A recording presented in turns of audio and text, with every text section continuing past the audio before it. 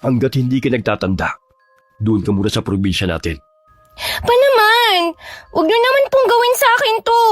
Ayoko sa probinsya. Ang boring doon. Hindi ka pa nga nakakarating sa probinsya natin eh. Sasabihin mo boring kagad? Maganda ang lugar natin. Magugustuhan mo ron. Pa naman eh. Nakikiusap ako sa inyo. Promise, magpapakabait na ako. Hindi na ako totropa kay na Joanna. Ilang beses ko lang narinig sa iyo yan. Pero hindi ka pa rin nagtatanda. Ginagawa ko ang bagay na ito para sa kabutihan mo. Nasisiguro ko, marami kang matututunan kapag nasa poder ka ng mga magulang ko. Kung buhay pa si Mama, hindi yun papayag sa plano niyo. Yun na nga eh. Wala na siya. Kung nandito siya, siguradong hindi yun matutuwa sa mga ginagawa mo. Kaya sige na, mag-impake ka ng mga damit mo. Maaga kitang ihahatid sa terminal. Hindi niyo man lang ba ako ihahatid kay na Lola? Hindi na, para matuto ka rin bumiyahe mag-isa. 20 ka na. Dapat isa yan sa matutunan mo. Sana lang, huwag niyong pagsisihan na ipinadala niyo ako ron. Ang pagrerebelde at hindi pagsunod sa mga nakakatanda ang nagdadala ng sariling kapahamakan sa mga kabataan na mas pinaiiral ang katigasan ng ulo. Magsilbing aral ang karanasan para mapabuti ang sarili at hindi para maging masama. Magandang araw sa inyo, Miss Gwen. Nagsimula akong makinig sa inyong channel nung magbakasyon ako sa probinsya. Mula nun nawili na akong makinig sa iba't ibang kwento na hango sa tunay na karanasan. Nainganyo na rin ako na magbahagi ng sarili kong karanasan sa inyong channel. Nangyari to nang magbakasyon ako sa kauna-unahang pagkakataon sa probinsya ng aking ama. Tubong Quezon Province ang papa ko. Pero sa Maynila na ako lumaki at nagdalaga. Hanggang nung 20 anyos ako, nagdesisyon ng papa ko na habang bakasyon sa eskwela, pauwi na ko kina Lola. Mula nang mamatay ang mama ko, naging matigas na ang ulo ko. Sa huli ko na naisip na kaya ako ginagawa ang kinagagalit ng papa ko dahil gusto kong pansinin niya ako. Subsub kasi siya nun sa trabaho at halos hindi na kami magkita sa loob ng bahay. Tawagin niyo na lamang akong Carissa. 22 ang edad sa kasalukuyan. At isasalaysay ko sa inyo ang aking kwento na may kinalaman sa kababalaghan na naganap sa akin. Ay, mabuti naman, Apo, at naging matiwasay ang biyahe mo. Maaga pa lang, hinihintay ka na namin ng Lola Guada mo. Hindi kasi namin maiwasan na mag-alala dahil mag-isa ka lang bumiyahe. Hindi naman po mahirap magbiyahe. Ay, nagugutom ka na ba, Apo? Hindi po ako nagugutom. Ay baka pagod ang apo natin. Hayaan na muna natin siyang magpahinga. Oo nga, halika na, Apo. Sasabahan kita sa magiging silid mo sa bahay na ito. Siya nga po pala. Pinabibigay ni Papa. Pasalubong po na binili niya. Salamat, Iha. Nag-abala pa talaga kayo ng papa mo. Maliwalas naman ang silid na ibinigay sa akin ni Lola Guada. May malaki rin yung bintana na pumapasok ang sariwang hangin. Napahinga na lang ako ng malalim. Hindi naman talaga probinsyang-probinsya ang lugar gaya ng iniisip ko. Moderno na rin halos lahat ng bahay na dadaanan ko kanina. Sana lang hindi boring ang pagtigil ko rito. Nang masiguro na wala na akong kailangan, lumabas na si Lola Guada. Ako naman nagtanggal lang ng suot na sapatos at saka nahiga sa kama. Dalaga na ang apo natin, Guada. Oo nga, Delphine. Huling nakita natin siya nung noong namatay ang mama niya. Ay naalala ko lang kung makakatagal siya rito sa atin. Mukha kasing sosyal yun ang apo natin Napansin ko nga rin yon. Tsaka sinabi nga rin ni Manuel nung tumawag siya na medyo maarte ang anak niya. Tayo na lang daw ang bahalang magpasensya. Ay oo naman. Wala namang makakatuwang ang anak natin sa pag-intindi sa anak niya. Aminado naman si Manuel na malaki ang naging pagkukulang niya sa anak mula nung mamatay ang asawa. Akala niya kapag naibigay niya ang pangangailangan nito, sapat na yon. Huli nang magpagtanto niya na malaki na pala ang naging pagkukulang niya dahil nawalan siya ng oras kay Carissa. Hindi rin naman kasi magandang isinubsob niya ang sarili sa trabaho. Bakit ba ayaw pa niyang umuwi dito sa atin? Nabanggit nga niya dati na kapag nakatapos na si Carissa sa pag-aaral, magre-retiro na siya at dito na sa atin titira. Napapagod na rin daw kasi siya. Ay mabuti naman. Akala ko hihintayin pa niya na magpantay ang mga paa natin bago niya maisipang umuwi dito sa atin. Ang mabuti pa humuli ka ng manok at magluluto ako ng tinola para sa apon natin. Ay sige, kukuha na rin ako ng mga panggatong. Dahil siguro sa pagod na pahaba ang tulog ko. Madilim na nang magising ako. Iinat-inat akong bumangon at lumabas ng silid. Nakita ko si Lola Guada na abala sa kusina. Napalingon siya sa akin at saka ngumiti. Naupo naman ako sa upuang yari sa kawayan habang inililibot ang paningin sa paligid. Ang layo kasi ng itsura ng tinitirhan nila sa bahay namin sa Maynila.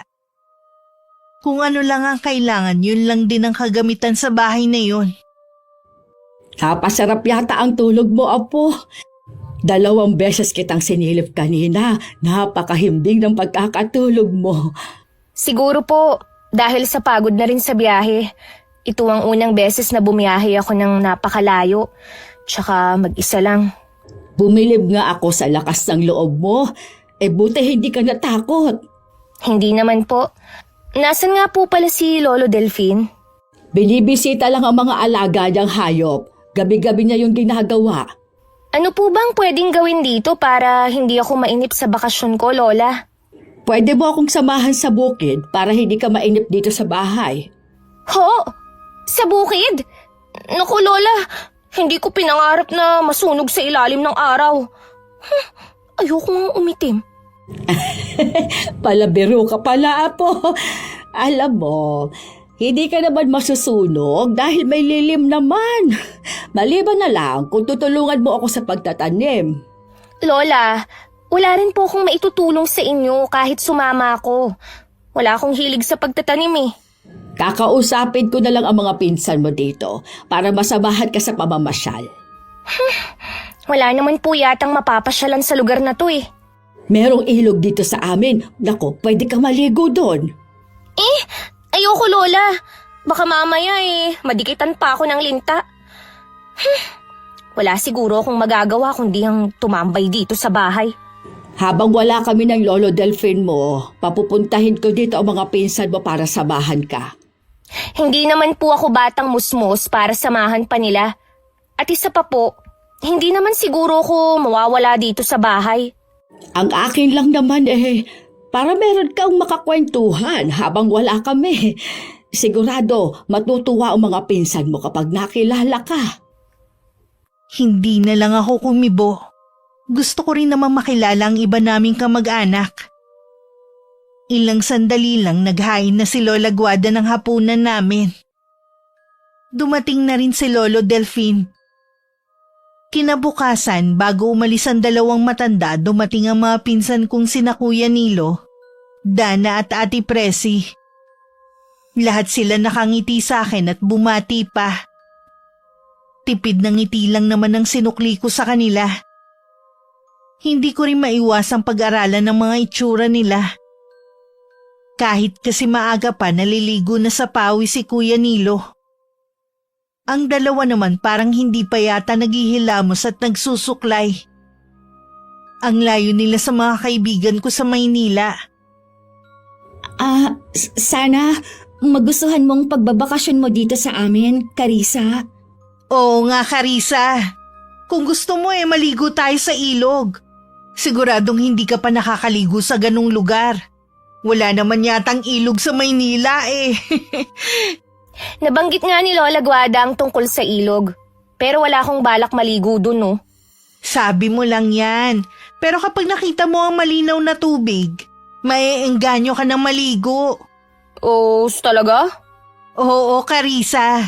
Subukan mo lang sumama sa amin. Magdadala na lang tayo ng pagkain. Sigurado kasing magugutom tayo sa pagpunta doon. Sige na nga. Pumunta tayo dun sa ibang araw. Matagal-tagal din kasi ang bakasyon ko rito eh. Iimbitahin ka rin namin sa bahay para makilala mo naman ang mga magulang namin. Malaking pamilya ba tayo? Oo, pero ang iba nating mga kamag-anak sa ibang lugar na nakatira dahil taga doon ang mga napangasawa. Ang totoo niyan, kami na lang 3 wala pang asawa. Wala palang problema kung sakali na yayain ko kayo kahit saan. Habang nandito ako, kayo muna ang magiging alalay ko. Ay, mga kaibigan ko. Ilang sandali pa dumating na si Kuya Nilo. Galing siya sa pangunguhan ng mga buko sa likod bahay. Nabanggit ni Dana na parehong 25 sina Kuya Nilo at Ate Presi.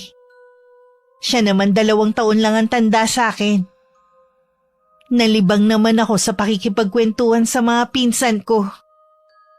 Masarap naman pala silang kausap.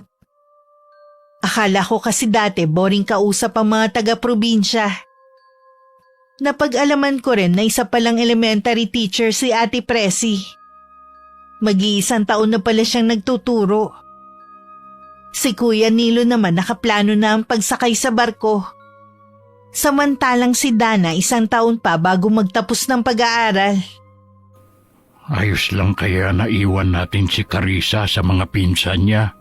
Oo naman. Bakit naman nag-aalala ka riyan? Ay kasi, baka hindi nila makasundo si Carissa. Sabi nga ni Manuel, may pagkasuplada ang anak niya. Malalaman natin mamaya pag uwi kung ano bang nangyari sa kanila. Kailangan din kasing matutong makibagay ng apo natin. Oo nga. Huwag ka nang mag-alala dyan. Pareho namang mabait ang anak natin at si Margarita.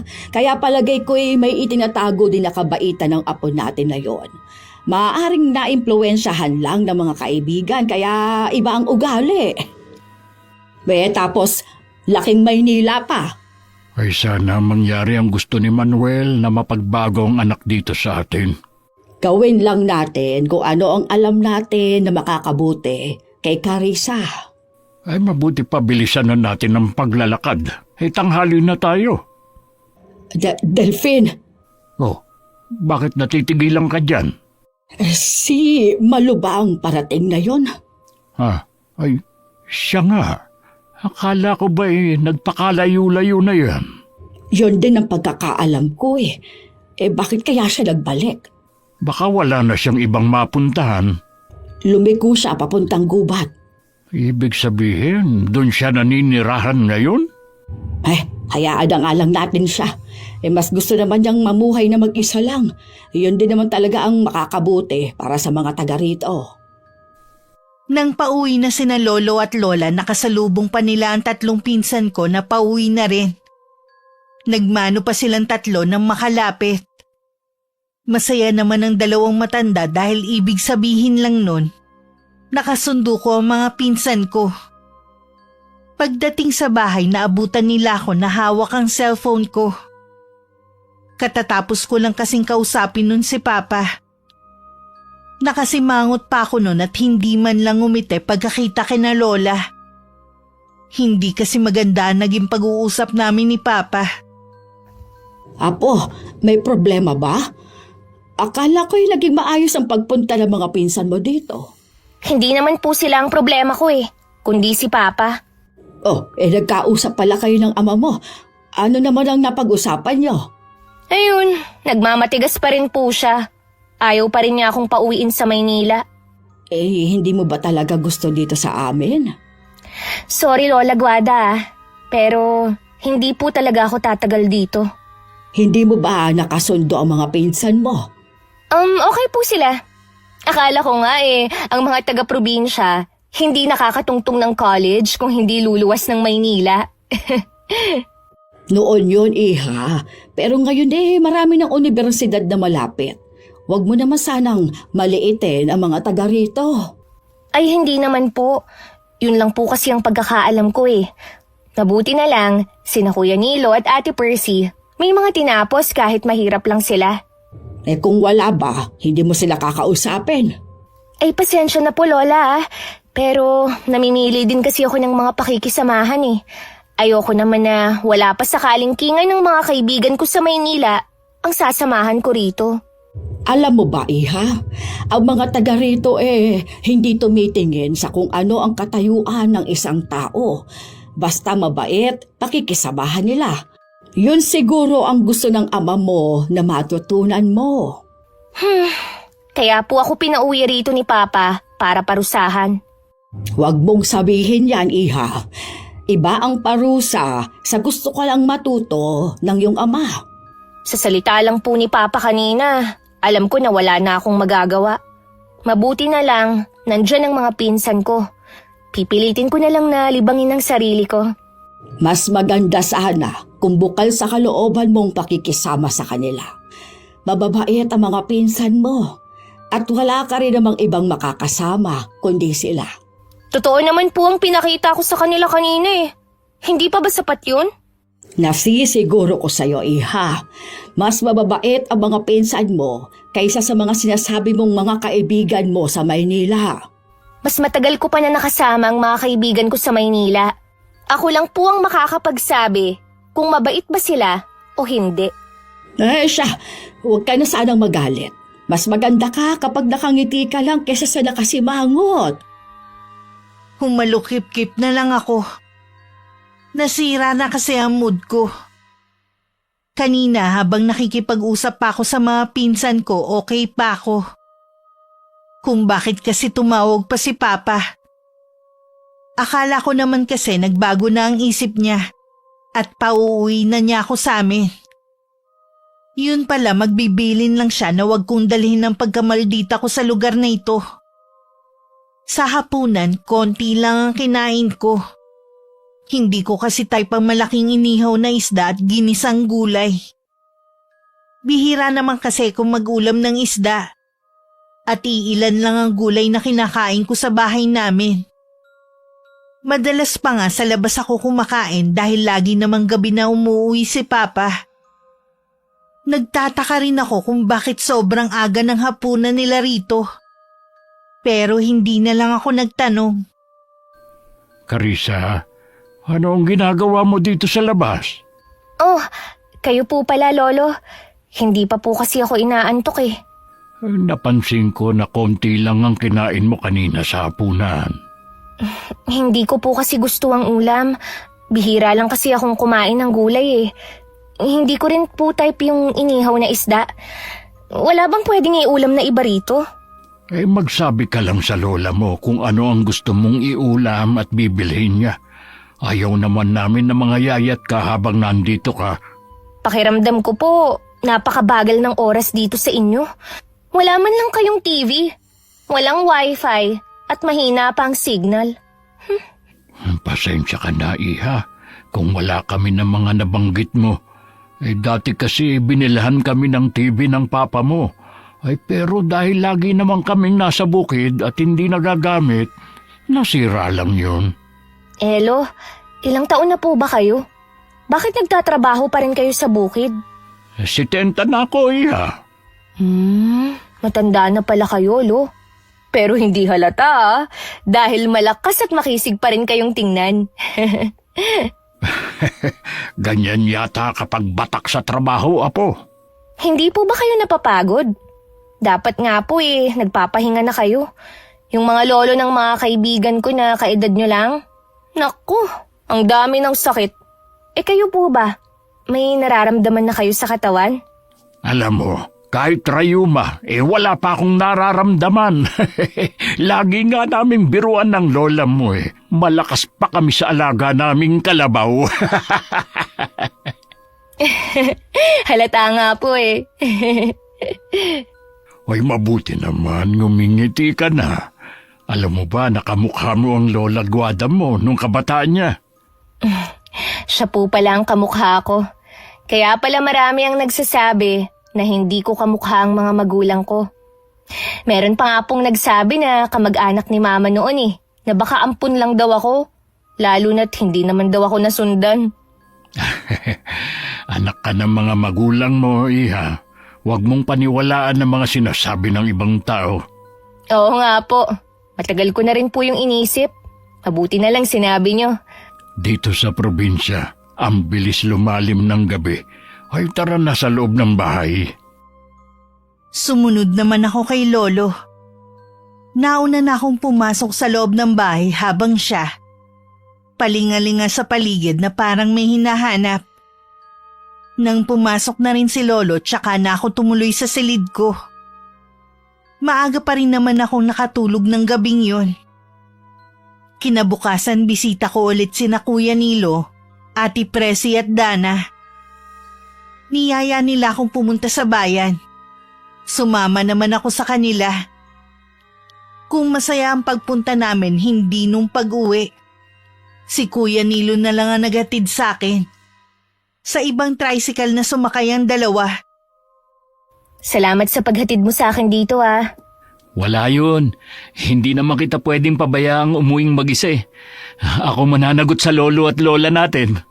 Ano ba ang problema ng dalawang yun? Wala naman sana. Kaya lang, ikaw binigyan mo sila ng problema. Ha? Ano ka mo?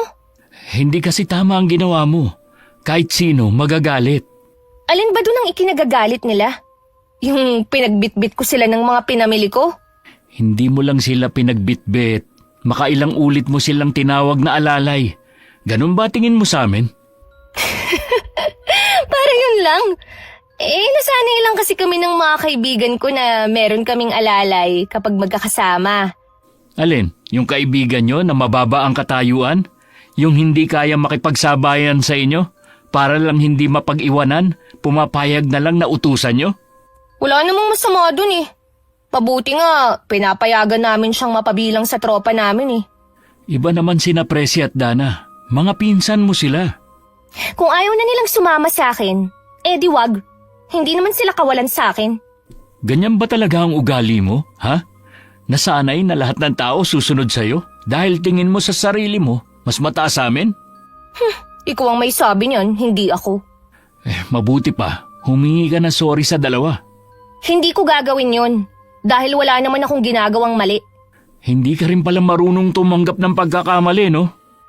Dahil wala akong ginagawang masama sa kahit na sino. Sige, hindi na kita pipilitin.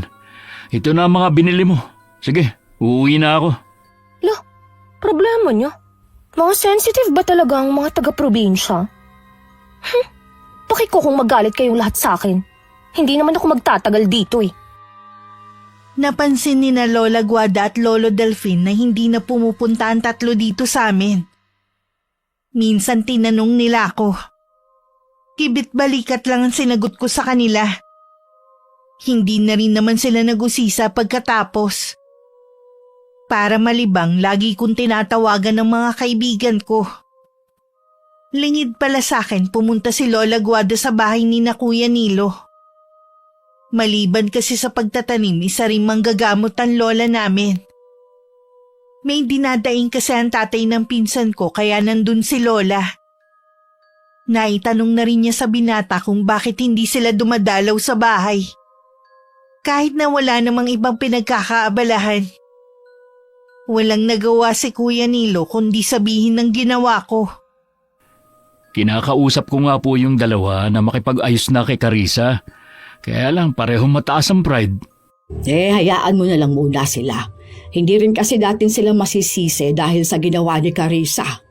Pakiramdam daw po kasi nung dalawa, ang baba ng tingin sa kanila ng pinsan namin. Kung ako ang nasa katayuan nila, ganon din ang mararamdaman ko, ha? Hindi naman po kasi magtatagal dito sa atin si Carissa. Sana pinagpasensyahan na lang nila. Sabi nga ng Tio Manuel mo, may ugali daw talagang anak niya. At umaasa siya na sa pagbabakasyon nito dito, magbabago ang pinsan mo. Kung ayaw po nung dalawa, ako na lang ang dadalaw kay Carissa. Apo, salamat ha. Pakisabi kina Presi at Dana, ako nang humihingi ng paumanhin sa inasal ni Carissa sa kanila. Uwi na po ba kayo? Oo, babalik na lang ulit ako bukas para tingnan ulit ang tatay mo. Sasamahan ko na po kayo. Hindi, wag na Nilo. Dadaan pa rin kasi ako kay Tia Febo. Sige po Lola, mag-iingat po kayo. Baka bukas po makadalaw ako sa inyo. Kinabukasan si Lolo Delfin lang ang pumunta sa bukid. Kailangan pa kasing bumalik ni Lola Guada sa bahay ni na Kuya Nilo. Kasalukuyan siyang nakaharap sa maliit niyang altar at parang umuusal ng dasal. Maya-maya lang umalis siya sa harap ng altar at saka dumungaw sa may bintana. Lumapit naman ako at tinanaw rin ang tinitingnan ni Lola. Ilang sandali pa humahangos na dumating si Kuya Nilo. Agad niyang sinabi ang sadya na lumala daw ang kondisyon ng ama.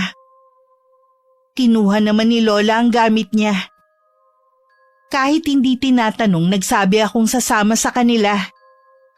Pagdating namin, sa labas pa lang maririnig na ang malakas na hiyaw ng tatay ni Kuya Nilo. Parang hirap na hirap yun sa nararamdaman. Ano ba ang sakit ng tatay mo? Kahapon naman kasi maayos pa siya. Ang pagsakit lang naman ng binti niya ang dinadaing niya. Pero ngayon, nagkaroon na ng mga bukol ang balat niya. Kumikirot daw at parang tinutusok ng libu-libong karayom. Baka kailangan na ninyo siyang dalhin sa ospital. Alam namin kung anong nangyayari kay Itay at hindi doktor ang makakatulong sa kanya. Hindi ko maintindihan. Ano ba ang magagawa ni Lola Guada? Sa pagkakaalam ko, hindi naman siya nag-aral ng medicine eh. Hindi nga pero mahusay na manggagamot si Lola Guada. Hindi lang mga sakit ang kaya niyang gamutin. Kung ganun, bakit hindi niya ginamot nun si Mama? Pasensya ka na, Carissa. Pero lola mo lang ang makakasagot niyan. Itatanong ko na lang sa kanya pag nakauwi na kami ng bahay. Akala ko manghihilot lang siya eh. Tuwing merong nagkakasakit dito sa lugar natin, may napaglalaroan ng elemento at nakukulam, si Lola Guada ang tinatawag. Sa tingin mo, ano kayang sakit ng tatay mo? May hinala kami na kinukulam si tatay. Totoo pala ang kulam? Oo naman. Kapag may kakilala ka na bigla na lang nagkasakit at hindi malaman ng doktor ang sakit niya, malamang kinulam siya. Dapat sa albularyo lang lumapit. Hindi ko alam kung paniniwalaan ko yan. Para kasing imposible eh. Hindi naman kita pinipilit maniwala eh. Nakakaawa ang sigaw ng tatay mo. Para siyang kinakatay. May tiwala ako na mapapagaling siya ni Lola Guada. Sana nga. Ay, siya nga pala. Nagkikita ba kayo ni na Ate Percy at Dana? Oo.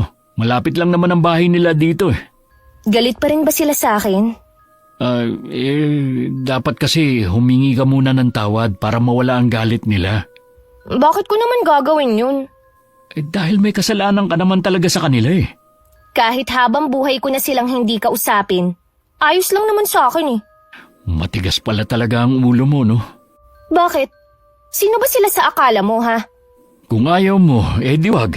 Ayokong pilitin ka. Sana lang, habang nandito ka, maisip mo ang mali mo. Naiwan akong mag-isa sa sala. Lumabas kasi si Kuya Nilo at may kukunin lang daw sa likod ng bahay. Nagulat pa ako nang sumigaw na naman ang tatay niya. Dala ng kuryosidad, tumayo ako at lumapit sa may silid kung nasa ng tiyuhin ko. Nakaawang ang pinto kaya nasilip ko ang nangyayari sa loob. Napahawak pa ako sa bibig ko dahil sa nakita ko. Buong katawan kasi ng tiyuhin ko puno ng sariwang sugat. Tumutulo pa ang dugo mula doon. Umiiyak naman sa tabi niya ang tiyahin ko. Si Lola Guada naman panayang usal ng dasal. Muntik pa akong mapatalon nang may humawak sa balikat ko. Paglingon ko si Kuya Nilo lang pala. Ay, pasensya ka na ako, nagulat kita. Bakit ganun ang balat ng tatay mo? Kaya pala ganun na lang ang sigaw niya. Parang binalatan siya ng buhay. Matindi siguro ang galit ng taong gumawa nun sa kanya. Naniniwala ka pa rin ba na nakulam ang tatay mo, ha? Kailangan na niyang madala sa doktor. Baka mamaya maimpeksyon ang sugat niya. Alam ko na mahirap paniwalaan ang nangyayari.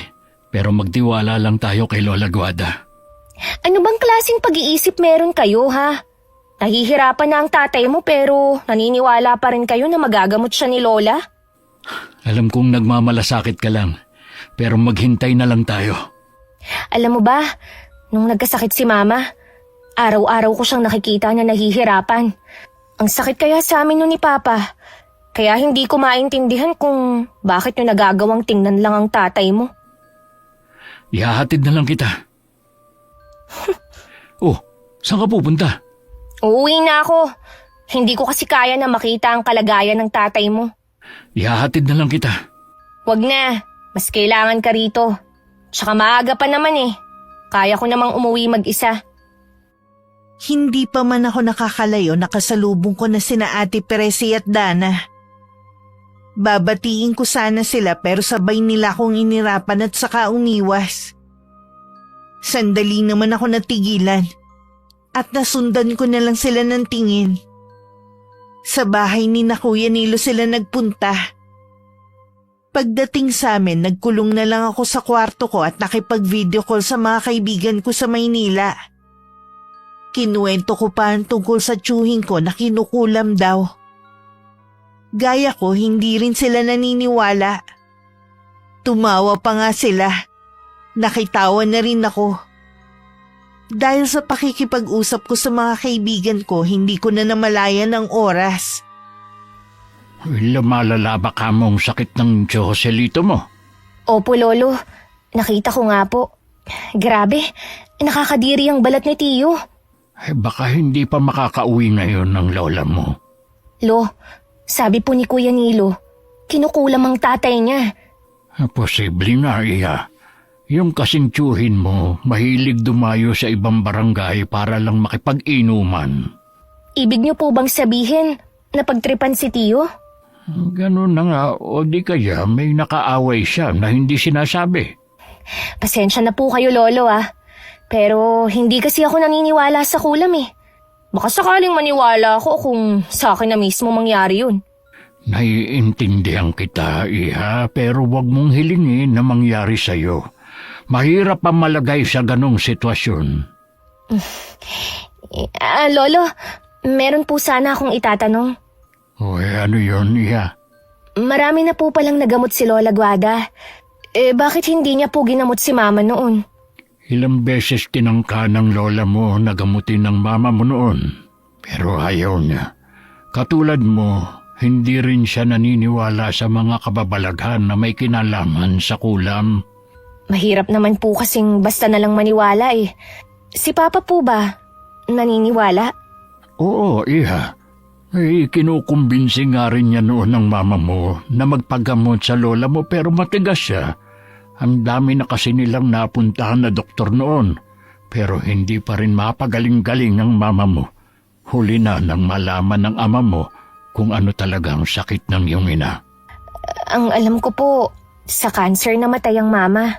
Nabanggit ba ng papa mo ang dahilan kung bakit sarado ang kabaong ng iyong ina nung burol hanggang sa mailibing siya? Ang sabi lang po niya, dahil pumayat si mama. Gusto niya na maalala ng mga tao ang maganda niyang mukha. Kung maaga lang sana siyang nagpagamot sa lola mo, baka hanggang ngayon buhay pa siya. Hindi po ba cancer ang ikinamatay ni Mama? Hindi, iya. Nang malagutan siya ng hininga noon, tsaka nagsilabasa ng mga insekto na namahay sa loob ng katawan niya. Noon naisip ng papa mo na barang ang kinamatay ng mama mo. Sino kaya ang gumawa nun sa mama ko? Palaisipan pa rin hanggang ngayon sa ama mo kung sino ang gumawa nun sa mama mo. Alam namin hanggang ngayon, hinahanap pa rin niya ang taong iyon.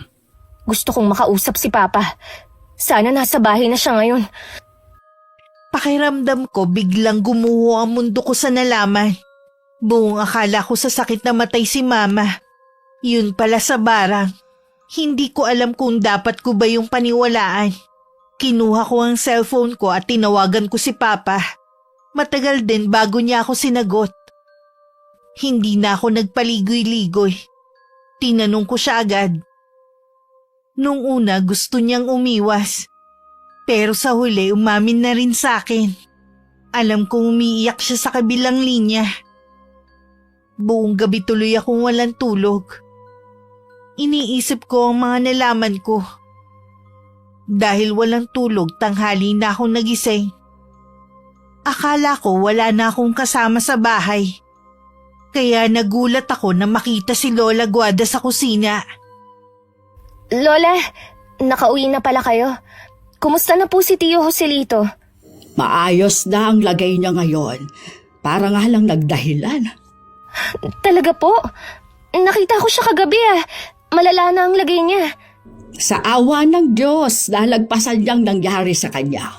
Kayo po ang nagpagaling sa kanya. Ang galing niyo po, Lola.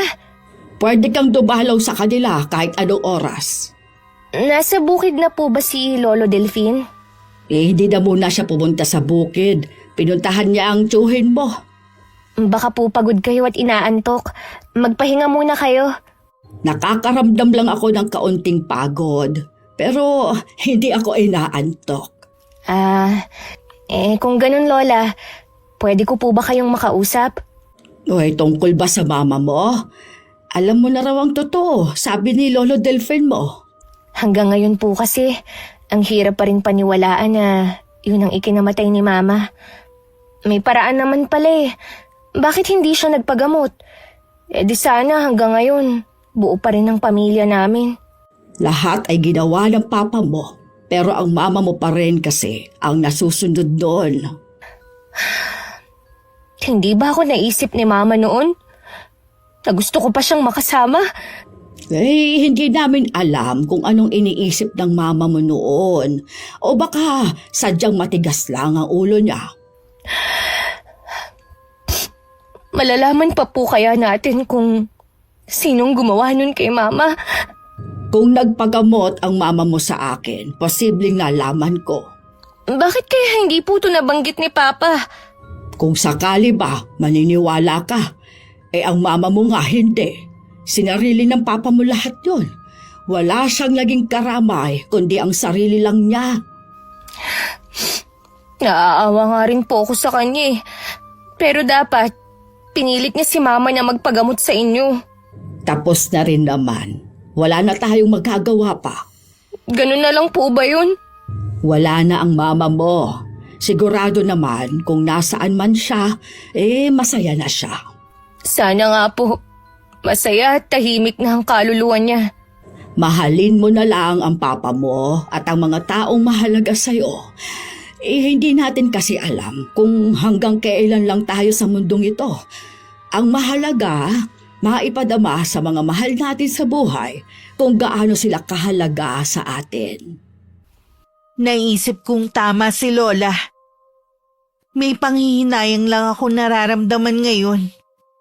Dahil hindi ko yun naiparamdam kay Mama nung nabubuhay siya. Sinabi ko naman sa kanya na mahal ko siya. Pero sa palagay ko, hindi naging sapat yun. Hindi ko kasi siya naalagaan nung may sakit siya. Hindi ko rin kasi naisip na mawawala siya sa amin agad. Isang araw nakita ko si Tio Joselito. Malakas na at parang hindi pinagdaanan ng nangyari sa kanya. Ni bakas ng mga sugat sa katawan wala akong makita. Magaling nga talaga si Lola Guada. Naniniwala ka na ba sa kulam?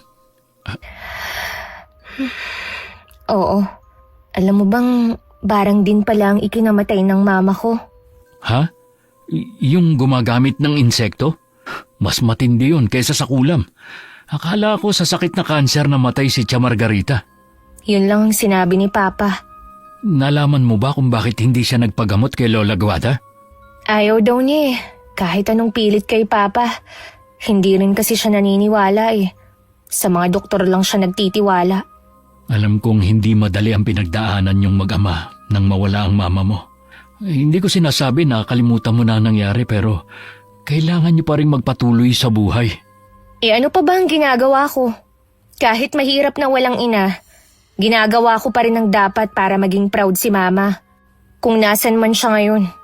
Sigurado ko na mahusay kang estudyante. Pero sa palagay ko, mas magiging proud pa sa'yo ang mama mo kung medyo babaguhin mo yung ugali mo. Ano naman ang problema sa ugali ko, ha? Yung tungkol na naman ba kay na Ate Percy at Dana? Huwag ka namang magalit. Nagsumbong kasi yung dalawa na nung makasalubong mo sila, inisnab mo na naman daw. Sana ikaw na lang ang lumapit at nakipagbate, hindi yung susupladahan mo pa. Yun pala ang sinabi nila, ha? Okay. Di mas lalo akong hindi makikipagbati sa kanila. Huwag mo sanang kakalimutan na mas matanda sila sa'yo. Eh ano ngayon? Tingin ko rin wala na rin silang balak makipagbate dahil sa pagmamatigas mo. Eh sana bawasan mo yung pagkamaldita mo. Hindi lahat kasi ng mga taga rito maiintindihan ka. Pwede ba? Huwag mo akong utusan kung ano ang ugaling ipapakita ko. Ganito na ako eh. Walang sino man ang makakapagpabago sa akin. Oo na. Nasabi mo na nga yan eh. Pwede ba? Para hindi masira ang araw ko, huwag mo nalang babanggitin ang dalawang yon. Okay? Okay, sige. Ako na lang ang sasama sa iyo at magpapasyal. Ayos lang ba? Oo naman. Wala namang problema sa akin kahit tayong dalawa lang. Mabuti na lang hindi umiwas sa akin si Kuya Nilo. Kundi mas nakakainip ang bakasyon ko rito. Ayoko rin naman talaga dun sa dalawa. Ewan ko ba para kasing may ugali rin. Pakiramdam ko na pipilitan lang din silang pakisamahan ako dahil kina Lola. Nang mga sumunod na araw, pinuntahan namin lahat ng bahay ng mga kamag-anak namin na nun ko lang nakita. Mainit naman ang pagtanggap nila sa akin. Ilang beses din nag-cruise ang mga landas namin ni na Ate Presi at Dana pero walang pansinang naganap. Napapakamot na lang tuloy ng ulo sa amin si Kuya Nilo. Pambihira talaga si Presi. Imbis na gamitin ang pagiging matandang pinsan niya, siya pa tong nagpapalaki ng issue niyo. Nakita mo naman na hindi ko sila pinapansin eh. Pero ang talim ng mga titig nila sa akin. Naturingang teacher pa naman siya. Hayaan mo, pagsasabihan ko siya. Gusto ko pa rin na magkaayos kayo bago ka umuwi ng Maynila. Nangangarap ka na naman ng gising. Hindi na yun mangyayari. Kahit ano ang sabihin mo, hindi ako nawawalan ng pag-asa. Ay, siya nga pala. Kilala mo ba yung babaeng yun? Lagi ko kasi siyang nakikitang dumadaan dito sa tapat ng bahay eh. Minsan pa nga, sumusulyap siya rito. Si Aling Malu yun. Ilang buwan din siyang hindi umuwi sa lugar na to. Sabi ni tatay, sa gubat siya nagpatayo ng bago niyang kubo. Akala ko, sa Maynila lang uso ang pulubi. Dito rin pala. Huwag kang nga tumawa at hinaan mo rin ang boses mo. Baka mamaya marinig ka. Totoo naman ang sinabi ko ah. Tingnan mo nga ang itsura niya. Parang hindi naliligo. May diferensya ba siya sa pag-iisip? Wala. Tumahimik ka na nga dyan. Tingnan mo, lumingon siya. Narinig ka yata niya. Eh ano? Mabuti nga't marinig niya eh. Baka kasi wala pang nagsasabi sa kanya na mukha na siyang pulubi. Alam mo kung nasa Maynila siya, maraming magbibigay sa kanya ng limos. Kapag hindi ka pa tumigil, uuwi na lang ako. Oo na nga! Ang hirap naman sa lugar na to. Masama pala ang magsabi ng totoo. Namimintas ka naman eh. Hindi mo naman kilala si Aling Malu para pagsalita mo siya ng hindi maganda. Alam mo ba, kahit sino dito walang naglalakas loob na pagsalitaan siya. Hindi mo naman kasi alam ang pinagdaanan ng tao. At wala akong balak alamin pa, no? Sigurado naman ako na mas mahirap ang pinagdaanan ko. Hindi kompetisyon ang bawat pinagdadaanan ng tao. Kaya nga iba-ibang pagsubok sa atin eh. Wala naman na yung babae. Kaya tigilan mo na yung paninermon mo. Pero ang sama ng tingin niya sa akin kanina. Kapag nakasalubong mo siya, iwasan mo na lang. Iiwasan ko talaga siya, no? Ayoko naman makisalamuha sa mga katulad niya. Halos araw-araw na sa amin si Kuya Nilo kaya hindi ako naiinip. Tuwing nakatambay kami sa labas ng bahay, lagi rin dumadaan si Aling Malu. Sandali siyang titigil at susulyap sa akin. Parang may galit ang mga titig niya. Baka nga narinig niya ang mga sinabi ko noon. Araw yun ng linggo. Inaasahan kong darating si Kuya Nilo pero inabot na ng tanghalian, hindi pa rin siya dumarating. Balak ko pa naman siyang yayain sa ilog. Tinatamad naman akong pumunta sa kanila. Baka kasi makasalubong ko na naman yung dalawa. Masira lang ang araw ko. Uy, hindi yata dumalaw si Nilo. Hindi ko nga po alam kung bakit hindi siya pumunta. Baka sumama sa ama niya sa kabilang baryo. Hindi na kasi pinapayagan si Joselito ng asawa na dumayo doon mag-isa. Oo nga po pala, doon siya nadali ng kulam. Nahuli na po ba ang gumawa nun sa kanya? Humingi naman ng tawad yung gumawa. Nayabangan lang daw kasi sa tiyuhin mo kaya ipinakulam. Ang babaw naman po ng dahilan na yun. Kung ako kay Tio Joselito, hindi ko siya patatawarin. Ipapakulong ko na lang. Sa tagal ko lang nanggagamot, wala pa akong alam na naipakulong dahil sa kulam. Kung sa bagay nga po, wala namang maniniwala sa kulam o barang. Baka mapagkamalan pang baliwang magrereklamo.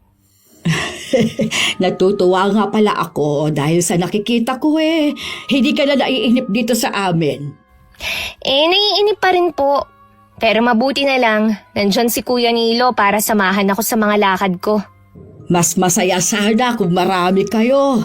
Sayang, hindi nakakasama sa inyo sina Presi at Dana. Naku Lola, ayoko na po silang makasama kahit kailan. Ni ayoko na ngang marinig ang mga pangalan nila. Hindi tama ang ganyang asal, Apo. Sila po ba? Tama ang inaasal sa akin? Ikaw naman daw kasi ang nagsimula. Hindi na po mahalaga kung sino ang nagsimula. Bisita at nagbabakasyon lang ako dito tapos ganun sila umasta sa akin. 3 linggo na lang, uuwi ka na sa Maynila. Sana, makipag-ayos ka na sa kanila. Gusto mo bang baunin ang sama ninyo ng loob? Kapag nakauwi na po ako, makakalimutan ko na rin sila. Gusto ko pa sanang bumalik ka dito. Malabo na po yan, Lola. Napilitan lang naman ako na magbakasyon dito dahil kay Papa Ay, ganun ba? Maglalakad-lakad lang po ako Naiinip na po kasi ako Hindi ko naman kasi matawagan ng mga kaibigan ko dahil busy sila. Sige, huwag kang lalayo ha. Hindi ko na nakita pa ang lungkot sa mukha ni Lola Guada. Nangako kasi siya sa papa ko na magbabago ako sa pagtigil dito. Pero sa nakikita ni Lola sa akin mukhang mabibigo siya. Paglingon ko nakatanaw pa rin siya sa akin. Binilisan ko na lang ang paglalakad kahit hindi ko alam kung saan ako pupunta. Narinig naman ni Lolo ang naging pag-uusap namin ni Lola. Kahit siya nakakaramdam ng lungkot. Lumapit siya kay Lola habang nakatingin din sa direksyon ko. Tanggapin na lang siguro natin na hindi na siya magbabago. Kahit sana yun lang ang maitulong natin sa anak nating si Manuel. Oo nga, pero anong gagawin natin? Patuloy ko pa rin siyang ipagdadasal. Hindi ko pala nabanggit sa'yo. Kahapon, kinausap ako ni Pia. Nagsumbong daw kasi sa kanya ang anak na si Dana. May ginawa na naman ba sa kanila si Carissa? Wala naman. Pero di ba nga tuwing nagkakasalubong ang mga yan, hindi nagpapansinan. Ay, wag na lang sanang makisawsaw si Pia sa alitan ng mga bata. Lilipas din naman ang hindi nila pagkakaunawaan. Yun na nga sabi ko Kilala mo naman ang babaeng yun. Isa rin na ayaw magpatalo. Oo nga. Pagsasabihan ko rin siya kapag pumunta ako sa kanila. Makalipas lang ang kalahating oras, umuwi na rin ako sa amin. Habang pabalik, nakasalubong ko si Aling Malu. Naalala ko bigla ang bilin sa akin ni Kuya Nilo. Umiwas na lang ako at hindi na tumingin sa kanya. Ramdam ko naman ang pagsunod sa akin ng tingin ng babae. Malayo-layo na rin ako nang maisipan kong lumingon. Naroon pa rin sa kinatatayuan niya si Aling Malu. Matalim ang pagkakatitig sa akin. Pagdating sa bahay, may mga chat sa akin ng mga kaibigan ko. Kasalukuyan daw silang nasa beach. Bigla ako nakaramdam ng inggit. Kung nasa Maynila ako, siguradong kasama ako sa mga lakad nila. Tinawagan ko si Papa at nakiusap ulit na kung pwede na akong pabalikin. Pero matigas siya sa desisyon niya na dumito muna ako kina Lola. Nang sabihin kong uuwi ako sa ayaw at sa gusto niya, nagbanta siyang tuluyan na akong patigilin sa pag-aaral. Dun na ako napaiyak at nagwala sa silid ko. Taranta namang pumasok si Lola. Ay, Apo! Ano nangyari sa'yo? Ha? Bakit ka umiiyak? Gusto ko na po kasing umuwi ng Maynila. Pero ayaw po akong payagan ni Papa. Ah, talaga ba na gusto mo na umuwi sa inyo? Opo. Namimiss ko na ang buhay ko dati. Ilang linggo na lang naman uuwi ka na. Hindi ko na nga po kayang tumira dito. Hindi ganitong buhay ang kinasanayan ko. Hindi niyo ba naiintindihan? Naiintindihan naman kita, Apo. Hayaan mo. Patatawagin ko ang tiyuhin mo sa papa mo para makausap ko. Sasabihin ko sa kanyang sunduin ka na. Nagbanta po si Papa. Na oras na umuwi agad ako. Hindi na niya ako pag-aaralin. Biruin niyo yun? Anong klase siyang ama? Gusto ba niyo na wala akong marating sa buhay, ha? Kakausapin ko siya para maliwanagan. Huwag ka na umiyak, Apo. Bakit ba nangyayari to sa akin? Ang gusto ko lang naman gawin kung anong magpapasaya sa akin. Tapos si Papa, itinapon ako sa lugar na to. Ganun ba kasama ang lugar na ito para sa'yo? Kailangan niyo pa bang itanong yan, Lola? Hindi po ako sanay sa ganitong lugar. Yung sobrang tahimik. Maagang naghahapunan ng mga tao at maagang natutulog. Ayoko ng buhay probinsya. Ay, mukhang hindi ka natatagal dito. Kapag nakausap ko si Manuel, kung hindi ka man niya masundo dito, ipahahatid kita kay Nilo. Paano po kung tutuhanin niya ang sinabi niya na hindi na niya ako pag-aaralin? Ako nang bahala sa bagay na yan. Hindi ako papayag. Nag-iisa ka lang niyang anak.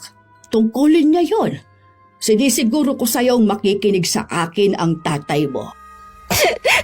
Sige po, La. Sana makumbinsin niyo siya. Para na talaga akong mababaliw dito. Samantalang yung mga kaibigan ko, kung saan-saan na sila nakakarating. Ay, sige na. Tumahan ka na ha. Ayoko umiiyak ka. Ayusin mo na ang sarili mo. Nang makalabas ng kwarto ko si Lola Guada, nagpahid na ako ng mga luha. Inayos ko na rin ang mga kinalat kong gamit sa sahig. Si Lola naman pinuntahan ng isang anak niyang may cellphone at pinatawagan si Papa. Nagkausap naman sila at sinabi ko anong gusto kong mangyari. Napailing-iling na lang si Lola sa naging sagot ng Papa ko. Umuwi rin naman siya agad at nag-aabang na si Lolo Delfin sa kanya. Palabas sana ako ng kwarto nang marinig ko ang pagtatanong ni Lolo sa naging pag-uusap nila. Dahil gusto kong malaman na naging pag-uusap ni na Papa at Lola, nakinig muna ako sa kanila. Hoy, nagmamatigas ang anak mo. Gagawin daw niya talagang sinabi niya oras na umuwi si Carissa. Sana sinabi mo na nahihirapan ng apo natin dito. Hindi nga kasi sanay ang bata sa buhay probinsya. Lahat ng sinabi ko sa kanya ayaw niya talagang pumayag. Pinarating din kasi ni Pia ang tungkol sa alita ng mga apo natin. Pambihira naman si Pia. Bakit kailangan pa niyang iparating kay Manuel? Hindi talaga nag-iisip ang manugang natin yun. May pinuntahan ko nga sa kanila pagkatapos kong makausap si Manuel. Sabi ng anak wala daw sa kanila. Hindi ko lang alam kung totoong wala siya o baka inuutos lang sa anak na yun ang sabihin. Paano kasi takot na masita mo? Takot naman pala siya. Gagawa-gawa pa siya ng kalokohan. Ay, aliwin na lang natin si Carissa para hindi na niya ipilit na umalis dito sa atin. Gusto ko pa nga sanang makasamang apo natin. Kaya lang, ayaw naman niya dito sa atin. Ako rin naman. Hindi na nga natin siya nakasama nung maliit siya. Ngayon naman, nagmamadaling umalis. Kung magpupumilit siyang umalis, wala na tayo magagawa para pigilan pa siya. Sana makumbinsi siya ni Nilo na hintayin na lang matapos ang bakasyon niya. Palagay ko kahit si Nilo walang magagawa para pigilan si Carissa sa pag-alis. Hindi ko maiwasang manlumo sa narinig ko. Tumulo na naman ang luha ko. Pakiramdam ko hindi na ako mahal ni Papa. Nagtataka kasi ako bakit natitiis na niya ako ngayon. Pakiramdam ko rin pinaparusahan niya ako sa isang kasalanang hindi ko alam. Dahil galit ako sa kanya, hindi ko siya tinatawagan. Hindi ko na rin sinasagot ang mga chat niya sa akin. Kahit si Kuya Nilo, hindi ko na rin hinarap ng dumalaw sa akin. Lagi lang ako nagkukulong sa kwarto. Palagay ko po, naiinggit lang si Chapia kay Carissa dahil sa Maynila nakatira. Kita niyo naman po kung gaano kaganda at kasosyal ang pinsan ko. Gusto kasi niya na maging tulad nito si Dana. Yun na nga ang dahilan kung bakit siya nakikisawsaw. Nakalimutan ko na numero 1 nga palang inggitera yung si Pia. Ito naman kasing si Dana nagpapasulsul din. Si Presi ba ayaw pa rin makipagkasundo. Busy po siya. Alam niyo naman po ang mga teacher ngayon. Maraming gawain maliban sa pagtuturo ng mga estudyante. Paano yan? Ayaw ka rin harapin ni Carissa? Palalamigin ko na lang po muna ang sitwasyon bago siya kausapin. Salamat, Nilo, ha? Kahit natatarayang ka ng pinsan mo, hindi ka nagagalit sa kanya. Ganyan po talaga mga babae, lalo na sa edad ni Carissa. Ang lakas ng topak. Mawawala rin yan kapag nagkaedad na siya. Malawak talagang kaalaman mo pagdating sa mga babae, pero wala ka namang pinapakilalang nobya.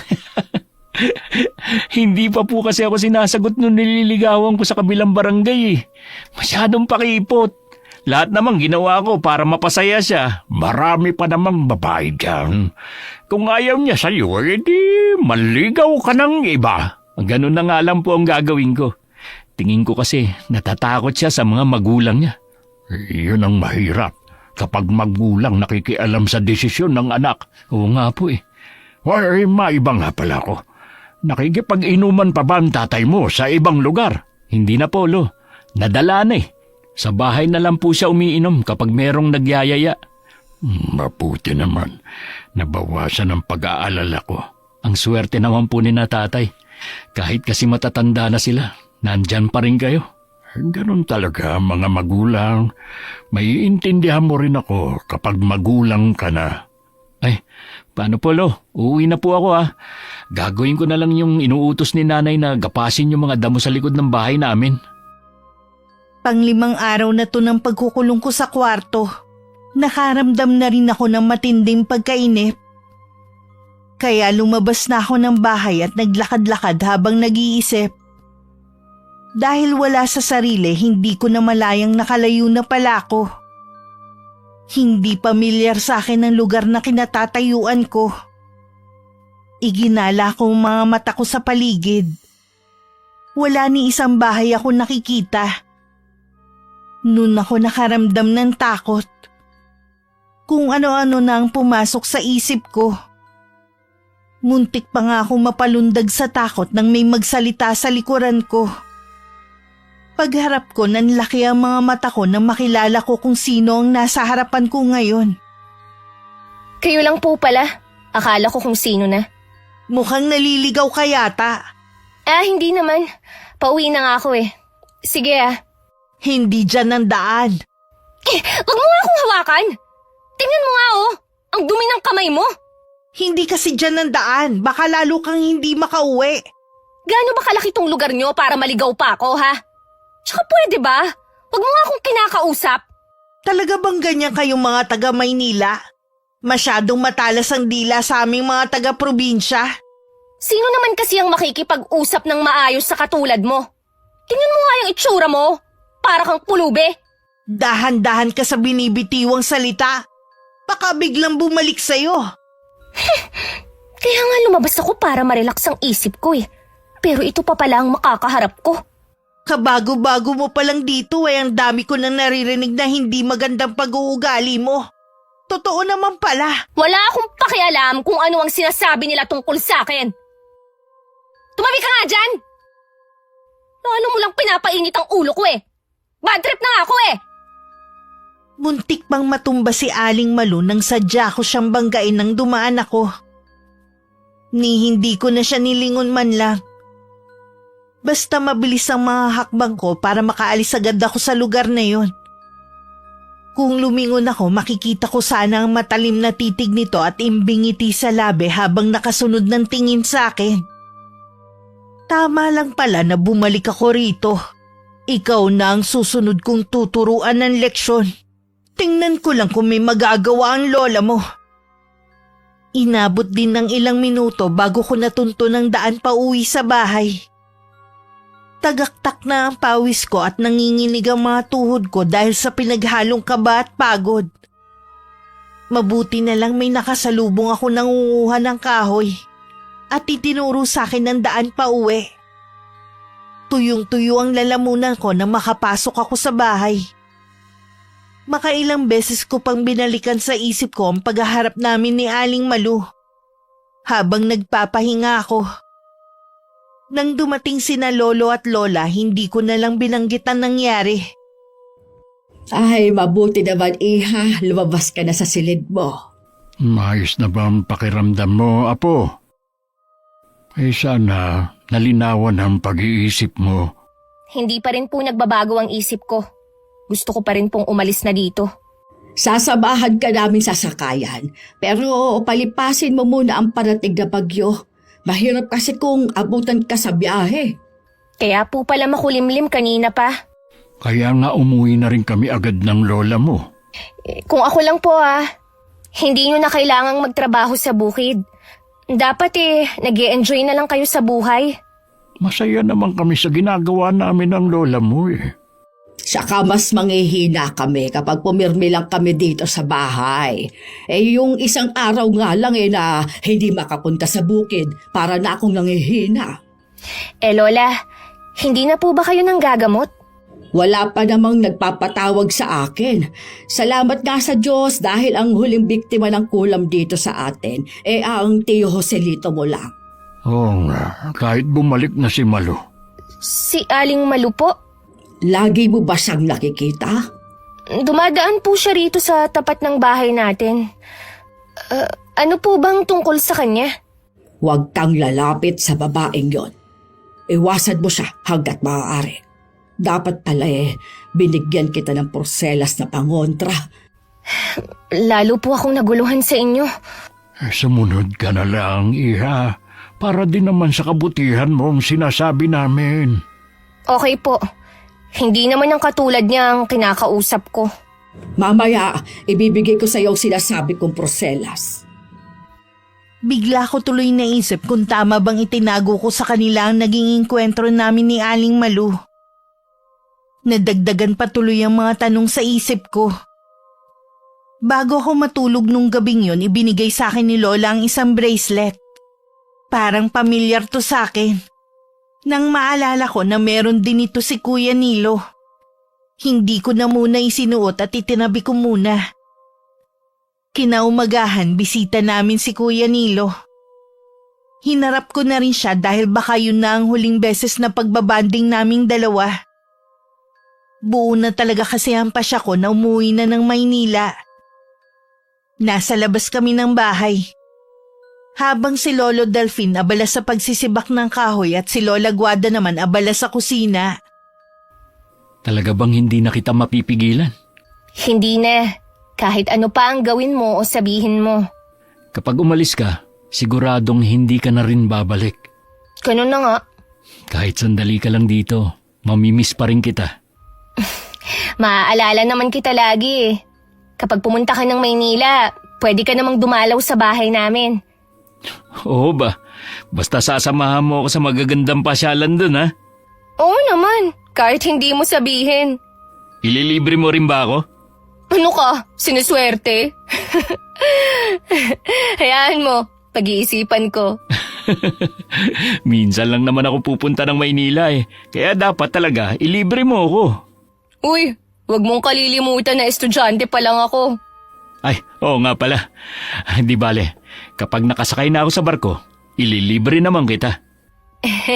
Sabi mo yan Nabulahaw ang masaya naming pagkukwentuhan ni Kuya Nilo nang marinig naming sumisigaw si Lolo. Nasa labas ng bakuran namin si Aling Malu. Nang tumingin siya sa akin, may kaba ko naramdaman na hindi ko maipaliwanag. Si Kuya Nilo ang lumapit sa lolo namin para awatin ito. Ano bang hinihintay mo? Umalis ka na! Ayokong umaali-aligid ka dito sa bahay namin! Huwag kang magdala ng kamalasan dito! Alis na! Umalis na po siya, Lo. Tumigil po ba siya rito? Dati kasi dumadaan lang siya eh. Nahuli ko siya na nakatayo dito na bumubulong. Alam ko na meron siyang ginagawang orasyon. Ha? Para po kanino kaya? Kinakabahan ako na baka may masama siyang binabalak kay Carissa. Hindi po kaya nagalit siya sa sinabi noon ni Carissa? Bakit ngayon mo lang yan sinabi? Pasensya na po, Lo. Nawala sa isip ko na banggitin sa inyo. Bakit naman kasi bumalik-balik pa sa lugar natin ang mangkukulam na yun? Malayo sina Lolo at Kuya Nilo sa kinaroroonan ko kaya hindi ko marinig ang pinag-uusapan nila. Pero nasisiguro ko na ako ang topic nila. Dahil pasulyap-sulyap sila sa akin habang nag-uusap. Ilang sandali pa pumasok na kami sa loob ng bahay. Larawan din ng pag-aalala sa mga ito. Si Lolo kinausap din si Lola. Huwag siyang magkakamali na may gawin sa apo natin. Dahil kung hindi, matitikman niyang ganti ko sa gagawin niya. Wala siyang ginagawa sa mga taga rito. Pero dahil dayo lang si Carissa, iniisip niya siguro na magagawa niya ang anumang gustuhin niya. Sinusubukan niya talaga ako. Siguro iniisip niyang matanda na ako, kaya mahina na rin ang kapangyarihang taglay. Gawin natin ang lahat para protektahan ang ating apo. Nang makauwi si Kuya Nilo, masinsinan akong kinausap ni Lola Guada. Hinanap pa sa akin ng bracelet. Kinuha ko naman yun sa silid ko at isinuot. Nakahinga naman ng maluwag si Lola nang makita na suot ko na yun. Pakiramdam ko iniisip ni Lola na yun ang magliligtas sa akin. Huwag mong aalisin yan kahit anong mangyari. Alam ko po na meron kayong itinatago sa akin. Ano po ba yun? Mabuti pang sabihin na natin kay Carissa. Kilala si Malu na masamang mangkukulam. Wala naman siyang sinasaktan sa mga taga rito. Nawala siya ng ilang buwan noon at inakala ng lahat na hindi na babalik.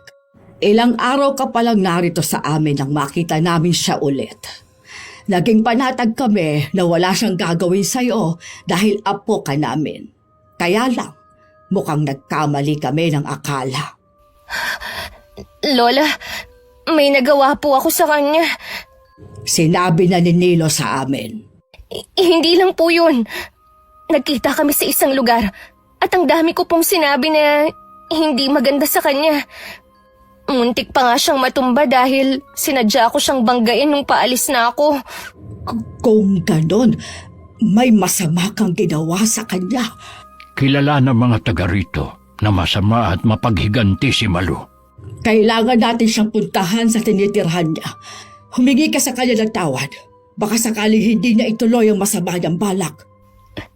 Bakit ko naman po yun gagawin? Gumawa na lang po kayo ng ibang paraan. Tutal, alam niyo na ang balak niya. Hindi yon ganon kadali, iha. Sa totoo lang po, Lola, hindi ko kaya na hihingi ako ng tawad sa pulubi na yun. Baka po may iba pang paraan. Mahalaga ang bawat sandali. Kailangan mo magdesisyon bago mahuli ang lahat. Pasensya na po, Lola, Lolo. Gusto ko na pong magpahinga muna. Pero apo, Hindi mo siya pwedeng pilitin na sumama sa tinitirhan ni Malu at gawin ang labag sa kalooban niya. Wala ring silbi kahit humingi siya ng tawad. kung ganon, ako na lang ang pupunta sa kanya. Hindi ka pwedeng pumunta doon ng mag-isa. Baka kung ano ang gawin niya sa iyo. Hindi naman pwedeng maiwan si Carissa dito na mag-isa. Huwag mo na akong alalahanin.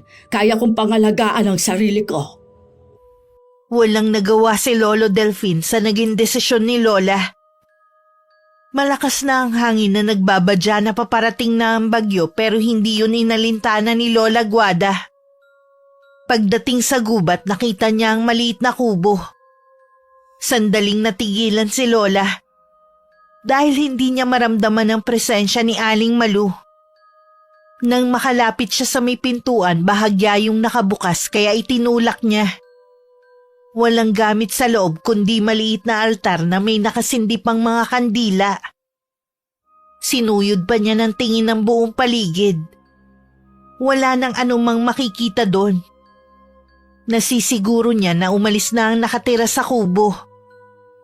Lumapit na lang siya sa altar at saka pinatay ang mga nakasinding kandila. Nang mga sandaling yun, palakas na ng palakas ang hangin at nagsimula na rin ang pagbugso ng malakas na ulan. Nasa bahay na rin ng mga oras na yun si Lola. Tuso ang babaeng yon. Umalis na siya bago ko pa mapuntahan. Ibig lang sabihin nun, naibigay niya na ang sumpa kay Carissa. Ganon lang ha. Nakahanda na rin naman ako oras na lumabas sa mga sintomas sa apo natin.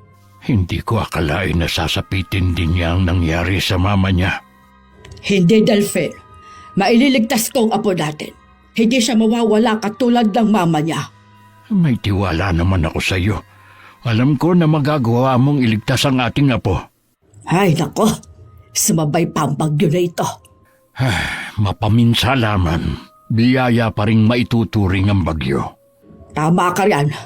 Sa dami ng mga biyayang natanggap natin, hindi dapat tayo nagrereklamo. Ipapaalam ba natin kay Manuel? Wag na muna siguro. Marami na siyang iniisip. Wag na nating dagdagan pa. Pupuntahan ko lang si Carissa. Kasalukuyan akong nakahiga lang sa kama habang hawak ang cellphone.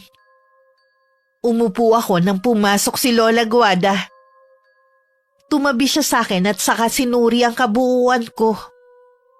Nakahinga naman siya ng maluwag na makitang ayos lang ako.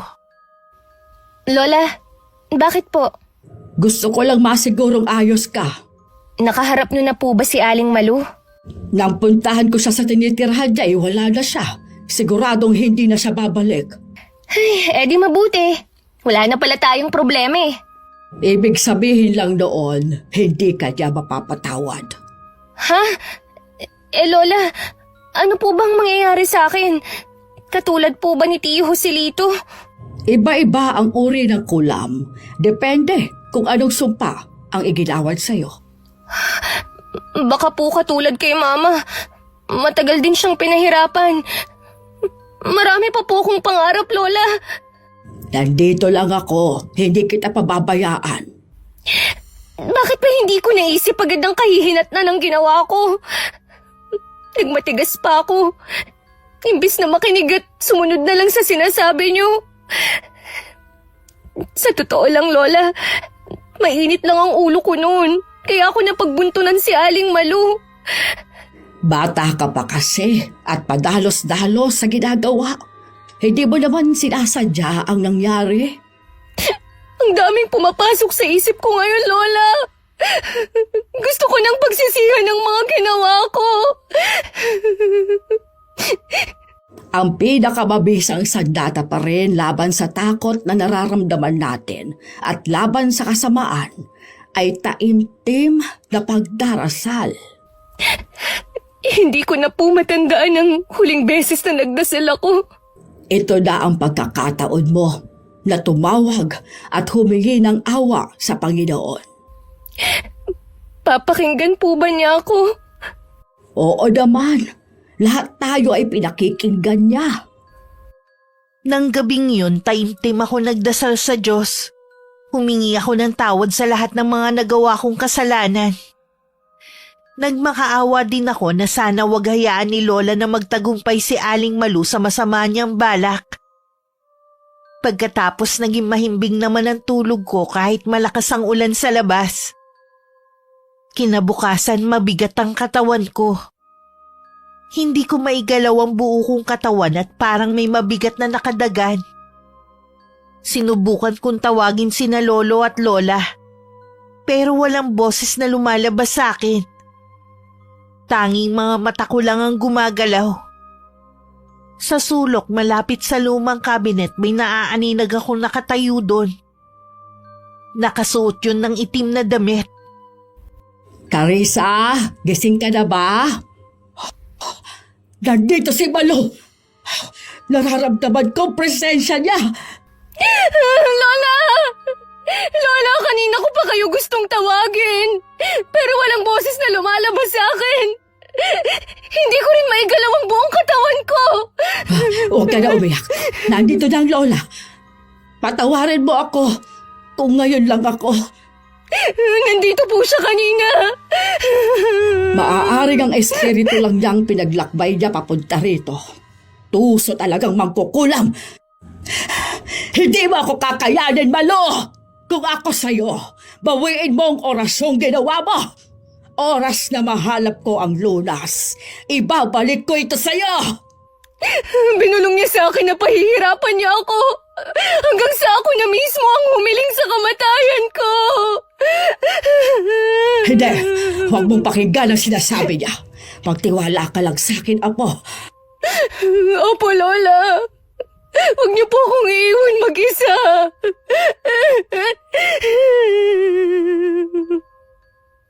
Nakasalubong ni Kuya Nilo si Lolo at nabanggit sa kanya ang nangyayari sa akin. Kinakitaan naman ng matinding pag-aalala ang pinsan ko.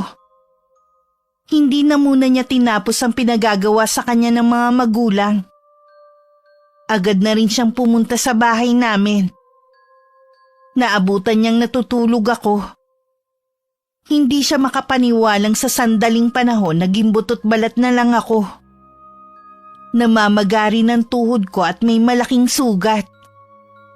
Tinatanggalan pa yun ni Lola ng mga uod na halos kasing laki ng butil ng bigas. Hindi niya matagalan na nakikita. Kaya lumabas muna siya sa kwarto ko. Naabutan niya si Lolo na gumagawa ng herbal sa kusina namin. Sana naman po gumaling na si Carissa. Mapapagaling siya ni Lola Guadamo, gaya ng ibang napagaling niya. Bakit po wala pang ginagawa si Lola? Matindi ang ginawang sumpa ni Malu.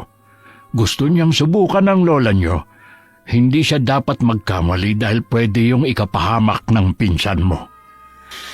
Ay, kawawa naman si Carissa. Dobling kamalasan ang dinanas niya sa pagpunta rito. Matapang si Carissa. Alam kong malalampasan niya ito. Sa kalagitnaan ng pag-uusap ni na Lolo Delfin at Kuya Nilo, bigla akong nagising at nagsisigaw. Napatakbo naman ang pinsan ko sa silid ko. Nakita niyang nakatali ang mga kamay at mga paa ko sa higaan habang pilit ako nagpupumiglas. May dahon din na nakalagay sa noo ko. Si Lola Guada nakatayo sa paanan ko at bumubulong ng mga salitang Latin. Kalmado lang siya habang nakatingin sa akin. Kuya Nilo! Tulungan mo akong makawala rito! Hindi maaari. Kailangan mo munang gumaling. Wala akong sakit! Babalik na ako ng Maynila ngayon! Pakawalan niyo na ako! Sinabi ng pakawalan niyo na ako! Alam ko, matapang ka. Malalampasan mo rin ito. Saan ka pupunta? Huwag mo akong iwan dito! Kuya Nilo, bumalik ka rito! Kuya Nilo!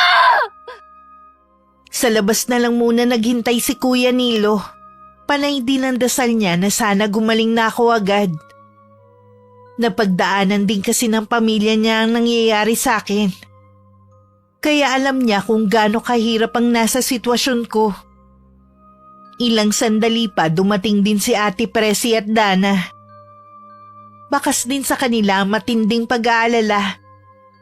Sandali rin silang sumilip sa kwarto ko. At awang-awa sila na makita ko sa ganung kalagayan. Salamat naman pumunta kayo rito. Akala ko matitiis niyo na si Carissa eh. Uy, grabe ka, hindi naman ganun katigas sa mga puso namin, no? Hindi pa siya nagkakasakit, balak na namin makipagkita sa kanya. Oo nga, naghahanap lang talaga kami ng tiyempo. Kahit gusto ko sanang dumito pa si Carissa, kung magkakasakit naman siya, mabuti pang bumalik na lang siya sa Maynila. Oo nga, tayo na lang ang dumalaw sa kanya sa Maynila kapag may pagkakataon. Mas lalawakan ko na ang pangunawa ko sa kanya. Tutal, tayo naman ang mas matanda sa kanya. Mabuti naman at wala na ang galit sa mga puso niyo. Alam ko na pagkatapos na nangyari sa kanya, lalambot na rin ang puso niya sa inyo. Sa panahong naghihirap ako, hindi umalis ang mga pinsan ko sa tabi ko. Hindi ako makapaniwalang sa kabila ng masamang ginawa ko sa kanila. Kabutihan pa rin ang isinukli nila sa akin. Napaluha na lang ako. Pinahid naman ni Ate Presi ang luha na tumulo sa pisngi ko. Para maibsan ang nararamdaman kong sakit, lagi akong pinapainom ng herbal ni Lolo. Kahit marami akong nararamdaman sa katawan, alam kong 3 araw na akong nakaratay. Ganun na katagal akong nakikipaglaban sa karamdaman na gawa ng isang tao. Napuno ng galit at paghihiganti ang puso. Pagkatapos kong inumin ng herbal, sumenyas ako sa mga naroon na matutulog muna ako. Wala na po siyang ginawa kundi ang matulog. Maigi na yun, kesa sa gising siya. Wala na siyang ginawa kundi humiyaw sa sakit. Ganon po ba kabagsik ang kaalaman sa kulam ni Aling Malu? Kaya nahihirapan si Lola Guada na matukoy ang lunas? Ganon na nga. Pinakamabagsik ang ginamit niya para kulamin si Carissa. Gusto rin niya kasing gumanti sa lola niyo dahil siya ang nakatalo noon sa nanay niya. Kahit bata pa noon ang lola niyo, nagawa na niyang talunin ang kapangyarihan ng ina ni Malu. Ginamit pa niya talaga si Carissa para lang makaganti. Ang sama niya. Alam ko kung saan nagtatago si Malu. Sa isang malayong isla. Ilang beses ko siyang pinakiusapan pero ayaw niyang tanggapin ang pakikipagkasundo ko. Pues, ibabalik ko sa kanya ng doble ang ginawa niya kay Carissa. Ayokong may masasaktan na ibang tao. Pero siya ang unang nanakit sa pinsan namin. Ika nga, yung ayaw mong gawin sa'yo, huwag mong gawin sa kapwa mo. Malakas na bumigkas ng mga salitang Latin si Lola Guada. Paulit-ulit yon hanggang mamaos siya. Tagaktak na rin ang pawis niya sa noo at bakas na ang pagod sa muka pero alang-alang sa akin. Hindi siya huminto. Ilang sandali pa naging normal na ang paghinga ko. Unti-unti na rin bumalik sa dati ang kulay ng balat ko. Parang may liwanag na bumabalot sa buo kong katawan na ibinalik sa normal ang lahat. Ayon yan sa kwento sa akin ni Kuya Nilo. Nasaksi sa mga naganap sa akin habang wala akong malay. Nagising ako na magaan ang pakiramdam. Para lang ako natulog ng mahabang oras. Ang 3 kong pinsan ang namulatan ko noon. Sabay-sabay pa nila ako niyakap. Hindi rin muna sila umalis sa tabi ko at nagkwentuhan muna kami ng mga plano namin sa buhay. Salamat, hindi mo ko pinatay. Pasalamat ka. May awa pa rin natira sa akin para sa'yo. Umalis ka na sa lugar na ito at huwag nang babalik kahit kailan. Pangako, magpapakalayo-layo na ako. Hindi na ako magpapakita ulit sa lugar na ito.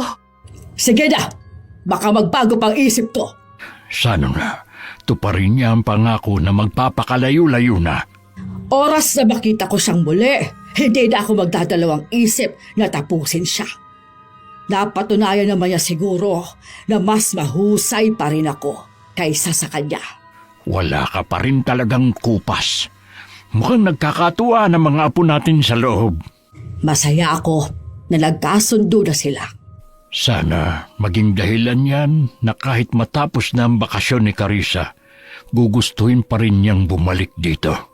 Marami ng dahilan ng apo natin para bumalik ulit sa piling natin. Kung kailan naman nag-i-enjoy na ako sa bakasyon ko tsaka naman malapit nang matapos. May naramdaman akong lungkot sa puso ko. Kung pwede nga lang na wag na akong umalis, mas pipiliin ko na dumito na lang sana.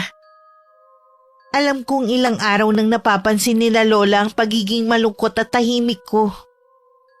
Ibinigay ko na rin ang bracelet na napigtal nung mga panahon na may sakit ako. Meron pa naman ako dyan. Yun na lang ang ibibigay ko sa'yo. Salamat po, Lola, sa pag-aalaga niyo sa akin habang nandito ako. Wala yun, Iha. Alam ko na nagugustuhan mo na rin dito. Pwede kang bumalik kahit anong oras mong gustuhin. Sa totoo lang po, masaya ako sa Maynila dahil nandun na lahat. Pero dito ko po natagpuan ang tunay na kaligayahan kasama kayo. Masaya ako na marinig yan sa'yo. Kung pwede lang po sanang dito na lang ako tumire. Ang plano ng papa mo, kapag nakatapos ka ng pag-aaral, uuwi na siya dito. May pagkakataon ka pa na magdesisyon. Talaga po, hindi ko alam na gusto rin pala ni Papa na tumira dito. Ikaw lang naman ang inaalala niya.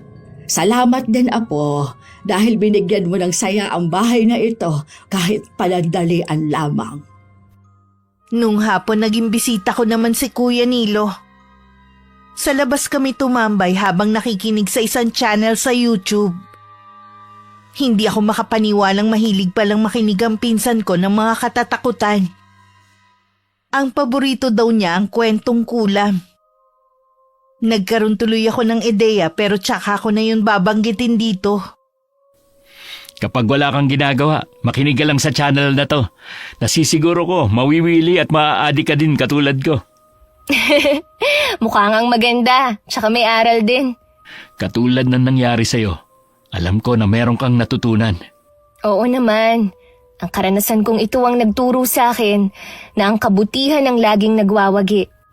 Sa mga karanasan natin, natututo tayo na maging mabuti. Sinong mag-aakala na ang malditang katulad ko, pwede pa palang magbago. Hindi ko rin akalain na mamahalin ko ang lugar na to higit sa Maynila. Natutunan mo rin kung paano makisama at magpakumbaba. Oo. Salamat sa inyo ni na Ate Presi at Dana. Sana sa susunod, mas matagal ka nang magbabakasyon dito. Sigurado yun.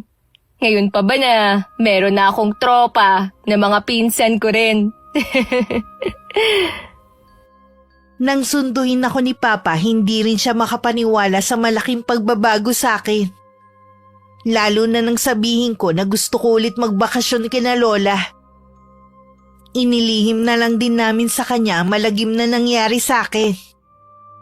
Ayaw na kasi naming makonsensya si Papa dahil ideya niya magbakasyon ako doon. Nakakatakot man na naging karanasan ko sa probinsya namin, mas nangibabaw pa rin ang masaya at makabuluhang pangyayari sa buhay ko. Bago ko bumalik sa Maynila, itinapon ko na ang masamang ugali na meron ako at tinira ko na lang ang kabutihan sa puso ko at ang karanasang nagturo sa akin kung paano maging mabuting tao. Sana po sa mga katulad kong kabataan matuto tayong makitungo ng tama. Huwag nating isipin lagi tayo ang sentro ng atensyon. Kapag maganda ang asal, papuri ang matatanggap kahit saan tayong makarating. Ang kawalang galang naman kapahamakan ng dulot sa atin. Sana maging inspirasyon ng kwento ko sa lahat ng mga nakikinig sa araw na ito. Mabuhay ang inyong channel, Miss Gwen. Wakas. Hanggat hindi ka nagtatanda, doon ka